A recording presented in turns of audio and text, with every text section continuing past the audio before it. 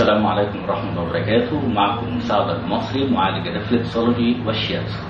النهارده يوم مش عادي. اولا كل سنه وانتم طيبين طبعا بمناسبة رمضان، والنهارده يوم جميل جدا. يعني ما كانش اول رمضان كنت احسبه ليلة القدر.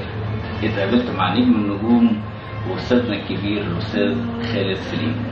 اتعرفنا على بعض طبعا في برو سنتر واتكلمنا شويه عن الرفلكسولوجي، وكان اول مره يعمل جلسات الرفلكسولوجي.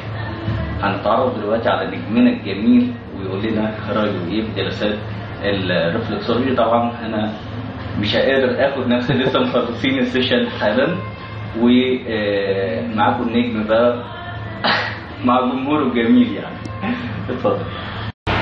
مساء الخير لكل الناس اللي بتتفرج علينا دلوقتي، او صباح الخير للي بيتفرجوا علينا الصبح. بجد فخور جدا ان في حد زي الدكتور سعد المصري. عملنا دلوقتي سيشن رائع. انا لاول مره في حياتي اعمل السيشن ده. يمكن عملته قبل كده في تايلاند، اللي هو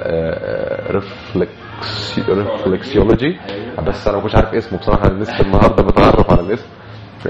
عملته في تايلاند قبل كده، بس كانوا عادي بيعملوا الفوت مساج اللي هو العادي جدا. لا، المره دي الدكتور شخص لي حاجات موجوده يمكن ما كانش حد هو ما يعرفهاش. احنا ما اتقابلناش غير مره واحده، اول مره نتقابل النهارده.